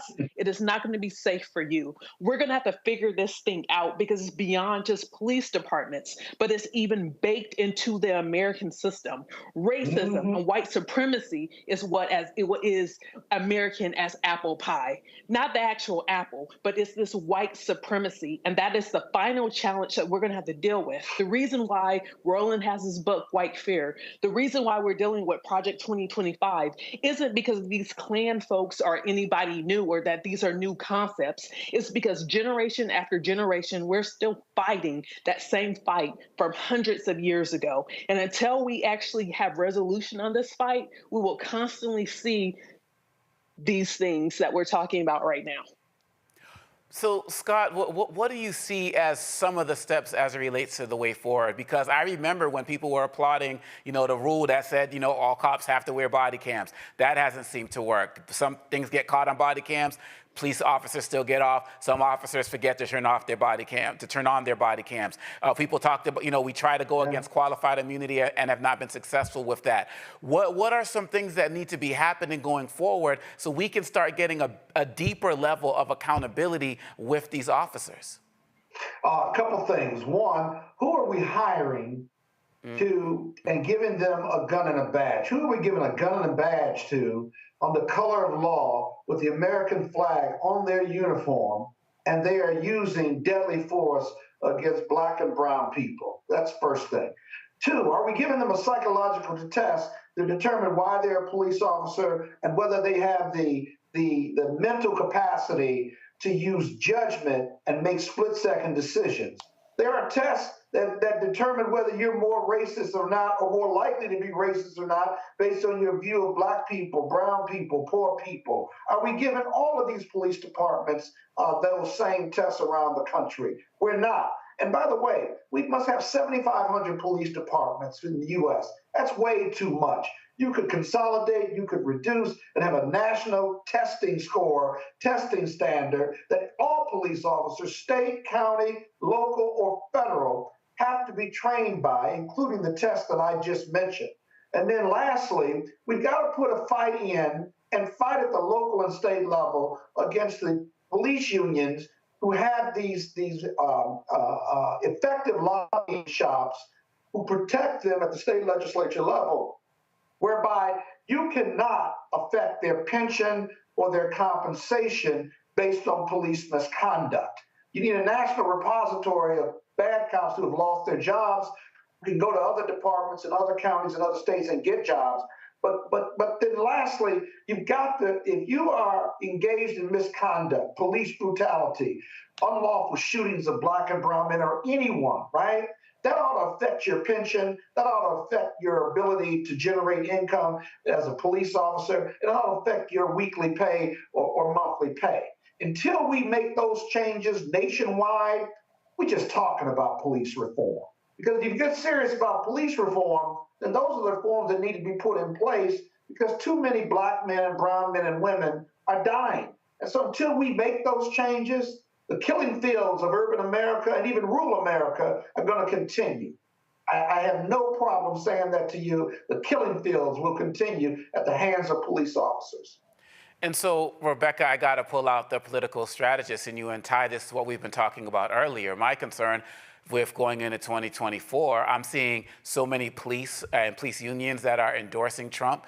I've seen some meet him at at his airplanes when he's getting off, and given what the Supreme Court is doing, my concern is that going into 2024, if Trump gets in, everything that Scott is saying needs to happen, there's not even a chance of that happening. As a matter of fact, these police officers might be more emboldened and feel even more deputized beyond their badge to do more of what we're seeing right now. So these cases that are already happening in way too many instances, it might just be the beginning if we don't get our act together for November. How do you see it? So I'm thinking about the Supreme Court's rulings in the last few weeks, where we learned that officials in their government capacity, they can receive tips for official things that they do in that capacity, right? And then I think about now learning that the president is above the law. The president is king now. And then hearing, one particular candidate talking about, he's going to get rid of, he's going to have full immunity for law enforcement, right? So we're hearing all these things, and I make it no secret at all who was on either side of the ticket aren't my number one, number two, number three, number four, number five. I can keep counting, but we only have so much time. Are my top picks for nominees of each party, right? But what I understand is going into November, the decision is about one government versus another government. I know in the current government, we see that this Justice Department is actually going through state by state, city by city, and they're providing accountability for law enforcement who are committing crimes. Versus under the previous administration, that thing wasn't happening. So I think for any voter going into November, you have to compare and contrast that you're voting for a particular government. It doesn't matter. And I get, for a lot of people, the top of the ticket is not what's engaging, but you're still voting for a government. So you have to choose which government, which worldview of that particular government is in the best interest of you, your family, and your community. That's what people are going to have to really figure out. So as a political strategist, one thing that I am encouraging people is talk about the choice between those two governments. Let's not get caught in dogs versus cats, but let's actually talk about what it means to be under this particular type of government. Is that a good thing for you, or is that a bad thing for you? And that's how I'm encouraging people to approach their voting this fall. You both provide really incredible solutions about what needs to go forward, and I really hope that people are paying attention to it, because it's just a matter of time before it hits someone in our community, and we've already known too many stories of loved ones that it has already hit. So this is very personal for all of us, and all of us watching the Black Star Network. So we're going to keep our eye on these stories as well, and the others that are unfortunately to come. Thank you for that. Roland Martin Unfiltered will be right back, right here on the Black Star Network. Coming soon to the Black Star Network. I still have my NFL contract in my house. Having a case. It's 4 of them for my 4-year contract. I got a $600,000 signing bonus. My base salary for that first year was $150,000. Matter of fact, $150,000. $150,000. That's what I made. $150,000. Now think about it. My signing bonus was a forgivable loan, supposedly. When I got traded to the Colts, they made me pay back my signing bonus to them. I had to give them their $600,000 back. Wow. Yeah, I was so pissed. Because, I try to be a man of my word. I'm like, you, I'll give you your money back. Even though I know I earned that money, I gave them that money back. I gave them $600,000 back. But yet, I was this malcontent. I was a bad guy. I'm about the money. It wasn't about the money. It was about doing right. Because I looked at, because you look at contract. Look at John Elway. John Elway was making $1 million, $800,000. I was making $150,000. I was doing everything. And I'm like, but yet I was, I got so many letters, so I just play for free and all that kind of stuff. You don't forget that kind of stuff. Right. That stuff is hurtful.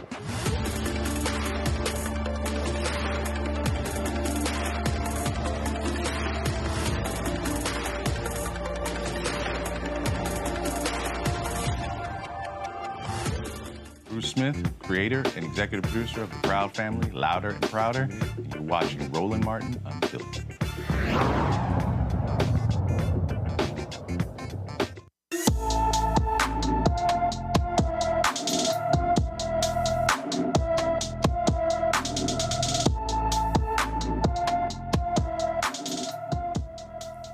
Tani Arlene has been missing from Newport News, Virginia since June 4th, 2024. The 13-year-old is 5 feet 2 inches, weighs 170 pounds, with black hair and brown eyes. Anyone with information about Tani Arlene should call the Newport News, Virginia Police Department at 757-247-2500. A former D.C. corrections officer will spend more than 3 years behind bars for assaulting a handcuffed inmate in 2019. 28-year-old Marcus Bias pleaded guilty in March to violently ramming an inmate's head into a metal door frame while the victim had his hands behind his back. U.S. Attorney for D.C. Matthew M. Graves said Bias neglected his responsibility as an officer when he assaulted the restrained inmate who was suffering from the effects of pepper spray and was surrounded by 5 other officers and was not resisting. After Bias served 42 months in prison, he'll be on supervised release for 24 months. Scott, is this not deja vu all over again? Well, I was just listening to your piece and I was thinking, why? Why? I mean, the pepper spray, he's handcuffed, there are 5 other correction officers there, and he assaults this guy. Why? What the defendant was having, what was he having, a bad day? Well, again, you don't have to be white to not believe that defendants, right, or arrestees aren't human, because environmentally, you can be taught that job. You know, this isn't a black or white issue when it comes to law enforcement. It's a training issue. It's a mentality. You know, I mean, black police officers have abused me like white police officers have abused me when I've been stopped. And I got lots of experience. I'm 62 years old. And I'm an attorney. So it doesn't have to be white police officers, and I'm presuming this corrections officer is black, but it doesn't matter, black or white. Why? They gonna give him 5 years of his life because he decided to assault a prisoner who'd been pepper sprayed. It just makes no sense. It gets back to the mentality of law enforcement and correction officers. Who are we hiring? What are we training them? Right? And what is their value system as a human being? Who's taught them generational racism? Who's taught them to be that offensive and abusive to another human being? Whether he's broken the law, whether he's a prisoner or not. This is the humanity. It's a human condition issue. And I just think you got to hire better, and you got to attack those bad actors as well as their supervisors where it affects them most, and that's the pocketbook and their pension. Until you do that, you're going to continue to see bad actors because they read the newspapers, they watch TV, they have lessons upon lessons upon lessons of police officers being prosecuted or caught or abusing black and brown people, and they keep doing it. And they keep doing it all around the country, too. It's dumb. It's stupid, actually. But anyway, those are my comments. And I'm tired of covering this, too, by the way. We cover this. Think about it. I've been doing Roland Martin for 7 or 8 years. Every week, every 2 weeks or so, we have a story to report on this. Think about that. We have a story to report. That's a lot of killing and abuse. And we always have a story. We always can report on this. Roland could do his show and just report on this. Just report on this. It makes no sense whatsoever. I call it the killing fields of America at the hands of the police. No, you're absolutely right. All right, you can go now. No, I think it's so.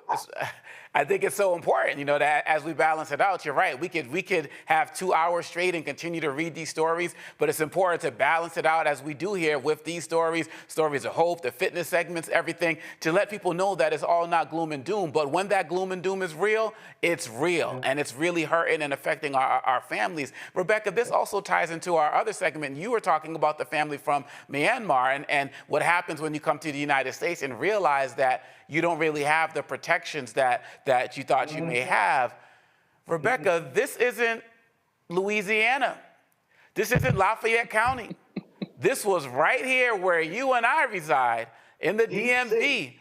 blue towns, right? People think that, well, what should people know who feel like they're in their comfort zones wherever they are because they're not in a red state or they don't have to deal with this particular governor? Can you enlighten them on that thought? Absolutely. I'm going to answer your question. And I saw a couple comments in the chat I also want to respond to. Someone's asking, am I a lawyer? Absolutely. I'm not your lawyer. I'm not representing you here tonight, but I am a licensed attorney. So here's the thing. I hear Scott talk about training. You can't train this away. The system is working exactly in how it was designed. Prior to 1865, we had the Pinkertons. They were detectives. So when there was crime that was happening, you would either hire a Pinkerton or maybe there was a sheriff as you went into more of the Western states to help solve the crime. But guess what happened after 1865? All of a sudden, you had these new things called police and police departments. Guess what they were tasked with doing? Keeping those newly free Black folks in line, right? So let's be honest. Law enforcement was designed to keep the Black folks who were formerly enslaved now in line. So the other thing that we saw rapidly post 1865 is that it was illegal not to have a job. It was illegal to be standing around and being homeless. It was I think it was called vagabond laws. So basically, if you were just released from slavery, you're newly free, you don't have a job, you don't have a house, you are wandering around the countryside because you're actually trying to find your family that was split up decades over decades, which is also why Black people have family reunions. It goes back to our lived experience through American slavery, right? And so it's not by coincidence that now you have law enforcement agencies that are largely, I know we're talking about Black and brown here, but are largely attacking Black folks because police departments were derived, its genesis was very anti-Black.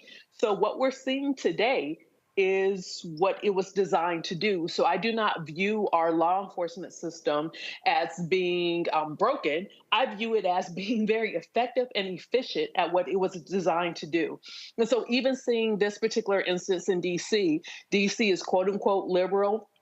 Sure, it's blue. And so it doesn't matter if you are in a state run by dogs or you're in a state run by cats. We still have these same systems. And so something else I saw in the chat was, how do we protect our personal peace? I'm going to shout out Omakongo here. He and his wife have a wellness center, Bikram Yoga Works, where they do a lot of holistic and wellness work. I go there in part for stress management. You know why? Because it's very tough. Like what Scott was saying, we could literally spend every unfiltered show talking about the hundreds and thousands of incidents of anti-Blackness at the hand of the state, at the hand of law enforcement in this country. One thing I do know, in order for us to survive this, keep our cortisol levels down, keep our stress management, we have to figure out ways in our Blackness to still have joy.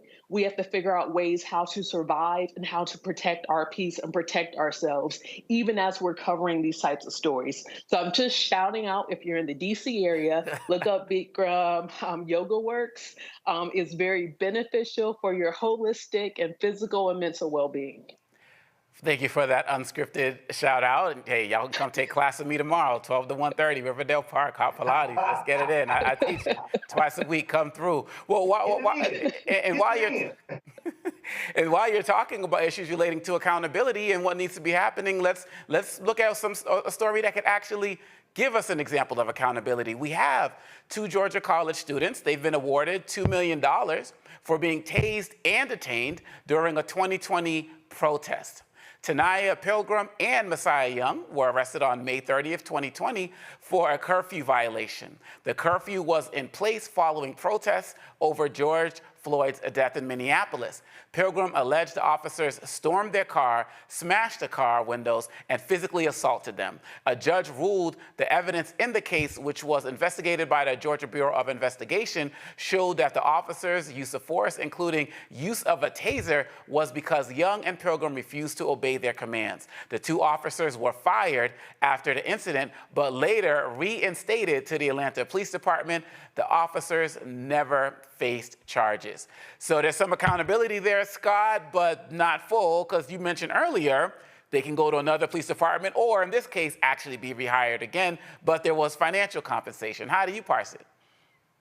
Well, civil justice is really the best way to approach these police brutality cases. The young brother from Morehouse, I'm an alumnus of Morehouse, the young sister from Spelman College, you can tell from the video, they got guns drawn on these kids. The kids didn't have any weapons or anything. Okay, they violated the curfew. They were in the car. You could see they were scared to death, in distress, because of the guns being drawn on them, and the police in military tactical gear pulling them out of the car. They weren't doing anything. And so here's again where you say, well, how do you de-escalate a situation like this?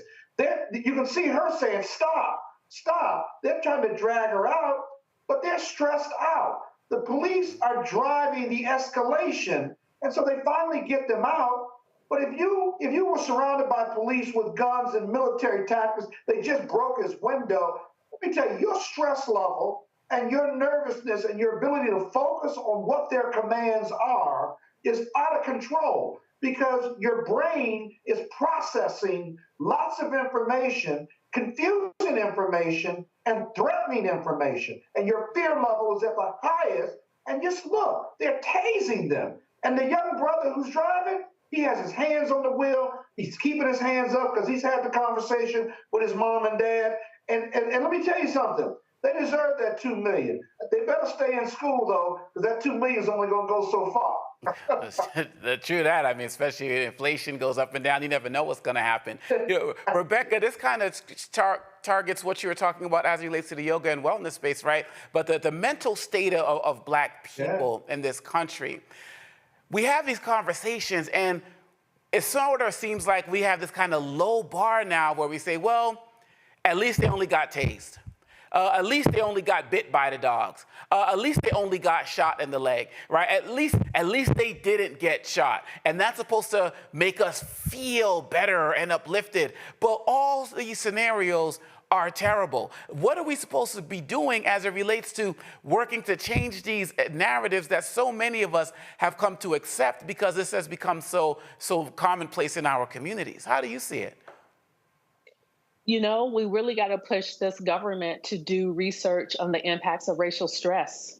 One of the terms that we heard of is called weathering. Weathering means even though we all look young, Black don't crack, great. We drink water, moisturize, use shea butter, but our insides are weathering, meaning our insides are aging faster than what our biological age is. And that's due to racial stress. So when so many Black folks have high blood pressure, it's not always because of diet, but it's also because of stress, of always being in that trauma, in that fight or flight mode, which means that our parasympathetic systems aren't activated, but we're actually, we're thinking we're constantly under duress because we are under duress. So we need to push this government and actually doing more research on it. But also many folks here, I know there's some new folks tonight. I always talk about reparations, and in tier 1 of the reparations package needs to be a mental health package where we all get free for a lifetime quality mental health care through therapy and other therapeutic avenues. Like we got to take care of ourselves because regardless of even what happens November 2024, the hoods have come off. We know what we're up against. And so we're going to have to dig in. That's stress. Go ahead. That's stress at every level too, by the way. I don't care what your economic income is. If you're Black, whether you're rich, poor, the lost, the least, the left out. Just last week, I can tell you right now, just last week, my alarm went off at 3 in the morning, right? I specifically, right? The police came to my door. I specifically, this is too much information, but went to the door purposefully with just a t-shirt and some shorts on, right? With my ID, because it was 3 in the morning, right? And I didn't want any mistakes. Yes. I didn't want any misunderstandings. Right? I had no jewelry on, and I went to the door just like this. Just like this with my license, right? And the police knocked on the door. I opened the door, said, "Good evening, officers." My alarm went off. Here's my ID. I can answer any questions you want. If you want to look around, you can. Thank God they knew me or recognized me and said, "Mr. Bolden, we're just checking on you." And they gave me my ID back.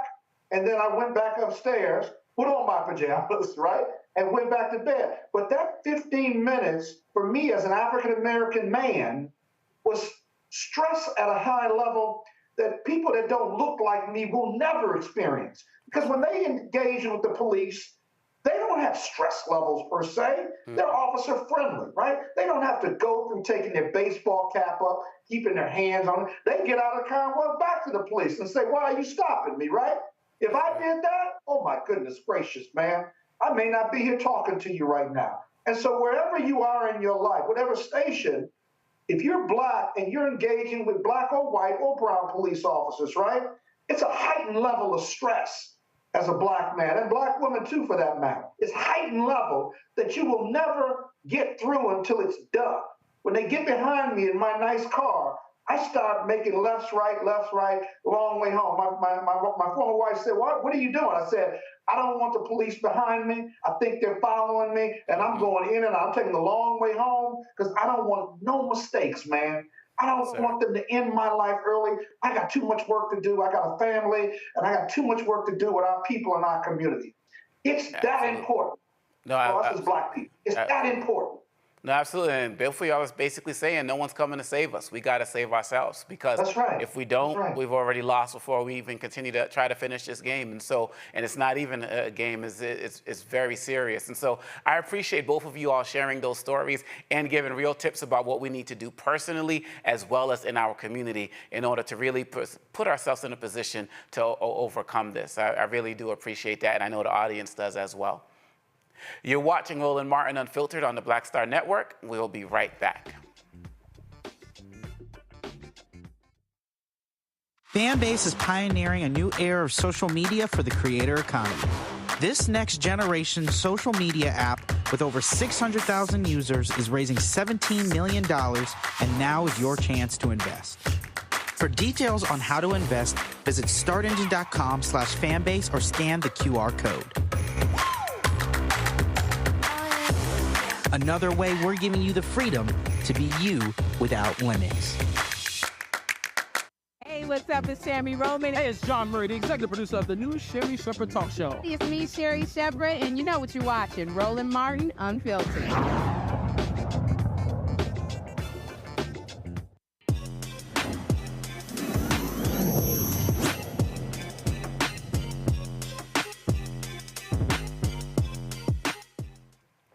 Fanbase founder Isaac Hayes III is here with some good news. They just crossed the $1.6 million raised mark. Isaac joins us from Atlanta. Isaac, how are you doing?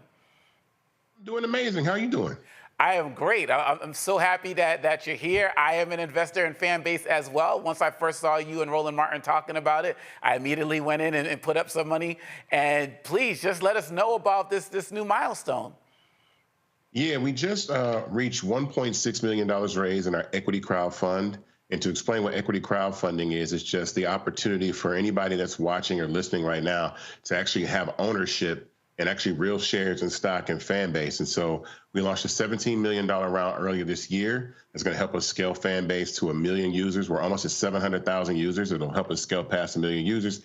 And we just reached $1.6 million. When we reach 1.7 million, we'll be at 10% of our goal. And so I'm always, excited to be able to come on here and talk about the success that we're having with raising capital for the platform, but a lot of other things that we have going on in Fanbase. But I encourage everybody to actually go to fanbase.app/invest, and you'll be able to invest in Fanbase today. The minimum to invest is $399. So if you see that icon right there and you click it, you can put in the amount that you want to invest. The minimum amount is $399, and you can actually have shares in Fanbase and own equity in this startup today. So it's really important to be able to do that. And I'm so excited to be able to talk about that. And so could you talk also about why you went this route? Because in so many instances, people have these startups, they got great plans, then they get a big board member or a sponsor or something like that, and things don't necessarily go the way they expected. Why did you go this route by building it from the grassroots up like this? If you wanted me to be honest, I would say racism. And you want honesty. Yeah. And what I mean by that is what I mean by racism is that Black founders don't get, funded. We don't get funded. In 2023, less than 1% of all the dollars that went to everybody that raised capital from venture capital funds went to Black founders, less than half of 1%. So there's a bias there. So the ability for us to fund our own businesses through equity crowdfunding is something that is incredible. It was actually a law that was put into effect by Barack Obama and Joe Biden, the Jobs Act. And so it took away this rule that only allowed rich people to invest in early stage companies, and now anybody can invest in early stage companies. And so I had to go that route because it was the only option available for me, because VCs don't want to see a Black man build a tech startup that rivals Instagram and Facebook, and not them really be able to get a huge chunk of the company. And I'm offering the ability for anybody that's watching and listening right now to actually have equity in Fanbase. Now, before I go to the panel, I know we're not here to talk politics like that, but many of us didn't even know that the process you're using was brought in, by the Biden administration. So you educated us there as well. Thank you for that. Rebecca, do you have any questions? See you tonight. So it's going to be a long weekend. I am committing to transferring or to migrate all of my existing social media to Fanbase. So can you walk me through, how do I do that? Yeah, well, first of all, I'd like to say that we've actually filed a patent on content migration. So that means that if you have a TikTok account or an Instagram account, inside of Fanbase itself, you can go inside the settings of the app, tap you want to import your content from either Instagram or TikTok. You take a link, this gray link, and copy it into your bio on Instagram where it says bio, save that there. Your page must be public, can't be a private page. You got to make your page public, and then come back to Fanbase and put your username in, and then decide whether you want to import just your content or your bio and profile picture, and then it moves everything over in about 3 or 4 minutes. And that was a patent that we filed because I wanted people to be able to start Fanbase with content, because part of Fanbase's, genius is the fact that you can have followers, but you can also have subscribers, and people can tip you for your content. So imagine taking everything that you've had on Instagram or TikTok for the past 5, 6, 7, 10 years and putting it on a platform where people can actually tip you for that very same content. That is why I want to be able to do, because I think tipping for content, being able to monetize your content is something that is definitely going to be part of the future. So I wanted to be able to put people in the position to monetize immediately. And bro, it works because, Isaac, I went in on Fanbase and I was like, I'm kind of behind on getting some of my content in, but I did that import thing and I'm not the most tech savvy guy. But when I went in, it was all there. I was like, oh, shoot, the import, so any of y'all out there who ain't tech savvy like myself, it's such an easy process. Isaac is not lying to you. I did that as well. And it was like a whole new world. Scott, your question. Just real quick, I just love when Fanbase is on, and I love when my man is on. He's doing revolutionary things. The graphic that was put up said it was $6.65 per share. If the minimum investment is $3.99, what does the individual investors get? About 50 shares, or is it more or less than that? Yeah, actually 60 shares of stock in Fanbase. You want to be getting 60 shares of stock in Fanbase. And what's important about that too also is that Fanbase's valuation has grown 4 times. We were a $20 million valuation when we first started in 2020. We went to 50 million, 85 million, and now we're raising at $160 million valuation. Why that is important is the value of Fanbase will continue to increase year after year. This is something that I'm taking to the long term, the long haul. I see Fanbase as potentially and eventually $100 billion company. So I see people being able to I want people to be able to have a return of 5,000x, 2,500x, 1,000x return. And so, you don't often get that opportunity with tech startups, but here's the amazing and honestly, genius part about this. You yourself as the investor have the ability to increase the value of Fanbase by using the platform that you're invested in. And on top of that, we have many, many, many, many users on Fanbase that were investors that have actually made the money that they've invested by using Fanbase and have people tip their content, subscribers, and made the money back that they actually spent to invest in Fanbase. So they're actually invested in the startup for free at this point when they put $300, $400 in the platform, and they've actually made $400 using Fanbase. So now you have equity in a company for free. Yeah. Yep, without a doubt. And I think your marketing concept, the fact that you're on the Black Star Network regularly, marketing this concept, and I know you're probably doing other things, but marketing is so important to being an entrepreneur. Would you agree with that? Yeah, and actually with this raise, it's actually a lot different from the other raises that I've done. I raised $10 million in the Reg CF level, so I'm the first Black man to ever raise $10 million in Reg CF crowdfunding. We maxed that out. Like I've broken records there. Right. When you go to the Reg A level of equity crowdfunding, you can raise up to $75 million in a calendar year. We chose $17 million because it gives us the ability to actually raise more money, but there are some restrictions. I can't do programs unless there's a clickable link to the raise. So right now, even when we're watching this program, if you're watching it on YouTube, the link to invest in Fanbase is in the description in YouTube right now. You can actually click the link to invest in Fanbase right now in the YouTube description or wherever you are. So I'm limited from just getting on like live television, which I could have done before, live radio before. So I got to do podcasts. I have a new episode of Jamal Bryant's podcast dropping on Thursday, actually. Yeah, tomorrow. I think it actually drops tomorrow. And then, other podcasts that I'm doing, and I'm speaking at the podcast summit tomorrow with David Shands. And so I'm excited to be able to, have these opportunities to actually reach people, but it's a lot harder. So we have to be strategic about the way that we market. So platforms like Black Star Network and Roland Martin provide an enormous opportunity and an outlet for me to be able to reach investors that I can't normally reach, or I was able to reach when I was raising in the Reg CF level. So I appreciate being able to come on here and tell people to go invest. Sure. And again, you can go to fanbase.app/invest. One more time, fanbase.app/invest. If you want to invest in Fanbase, you can do it right now. We're at $1.6 million. I want to get to 1.7 over the weekend. And then we're going to go to 2.5 million, all the way to 17 million and close this round. Well, Isaac Hayes III, I want to thank you not just for creating an incredible platform, but also for bringing us along with you, not being guarded about stuff, educating us about the whole process. Because quite honestly, I feel the ownership in this company, unlike any other social media platform I've ever been a part of. And so I really thank you for what you're doing, and I wish you continued success. And I absolutely believe we're going to hit that. And I said we, not you, because this is our platform. We are going to hit that 1.7 million over this weekend. Thank you so much for coming on. Absolutely. Thank you guys very much. No doubt. And that's going to do it for Roland Martin Unfiltered tonight. I want to thank A. Scott Bolden and Rebecca Carruthers for joining us tonight. And Roland is enjoying his trip in Ethiopia. We'll get some updates for that as well. Everyone enjoy your holiday and be safe as well. See you next time. Holla. Black Star Network is here. Oh, no punch! I'm real revolutionary right now. Thank you for being the voice of Black America. All momentum we have now, we have to keep this going. The video looks phenomenal. See, there's a difference between Black Star Network and Black-owned media and something like CNN. You can't be Black-owned media and be scared. It's time to be smart. Bring your eyeballs home. You dig?